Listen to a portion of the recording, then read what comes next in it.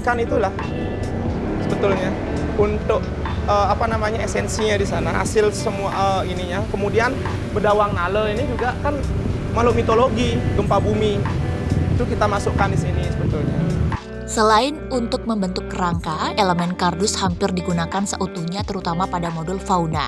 Seperti pada sepasang harimau, kardus yang disobek lapisannya sehingga memunculkan kontur dalam digunakan untuk lapisan luar figur hewan asal Pulau Sumatera ini. Begitu juga dengan figur badak mitologis. Sekujur tubuh badak berjelas satu ini menggunakan kardus hanya saja untuk mendukung ciri khas alaminya. Karung goni yang sudah dicat gelap digunakan sebagai kulitnya. Namun perlakuan sedikit berbeda untuk orang utan yang menggunakan serat sabut kelapa.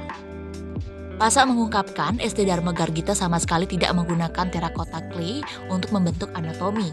Dirinya hanya memanfaatkan koran untuk menggantikan karakter plastis dari clay.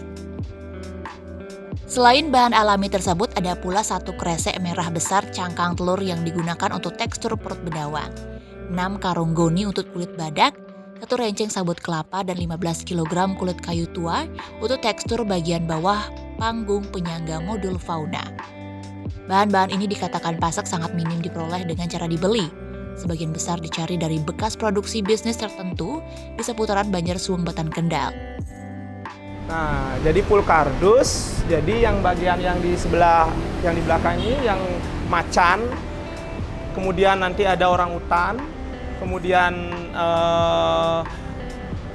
makhluk badak itu raksasanya itulah yang saya tonjolkan itu.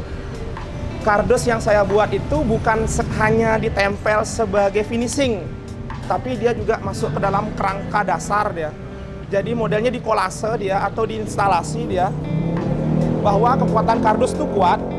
Dan kemudian juga orang bilang kalau kardus kena hujan gimana? Loh, masih kuat loh, saya sudah buktikan waktu itu. Kalau enggak mungkin saya berani. Kecuali dirusak, dirusak apapun pasti hancur kan dari awal. Cuma yang ada tulangnya, tulang penyangganya dari itu pun saya pakai biar ringan banget kan, pakai baja ringan dari awal udah tak konsep baja ringan. Itu pun kaki depan sama kaki belakang 2 itu aja. Penyambungnya itu udah sudah diinstalasi langsung dari kardus-kardus tuh ya. Selain bahan yang diperoleh dari potensi sekitar, ada pula teknologi mekanik yang digarap langsung anggota yang kebetulan berlatar belakang mahasiswa di 4 Teknik Otomasi di Politeknik Negeri Bali.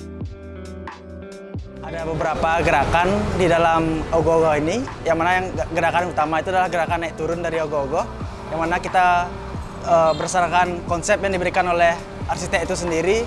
Arsitek memberikan konsep bagaimana agar ogoh-ogoh itu bisa keluar dari tempat yang tersembunyi atau dari panggung.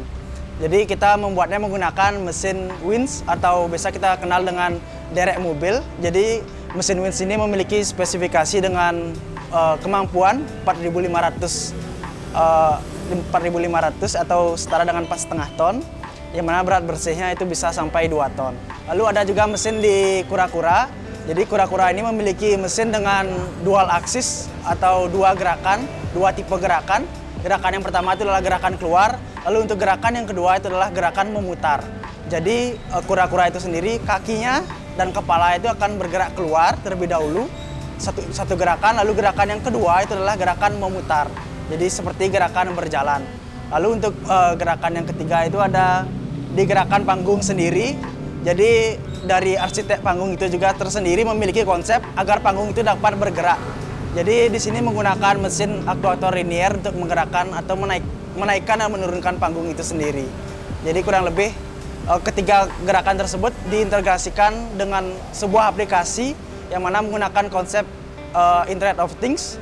Jadi konsep IoT atau Internet of Things itu sendiri adalah yang mana kita bisa mengendalikan suatu alat dari berbagai tempat, kapanpun dan dimanapun secara real time atau secara bersamaan.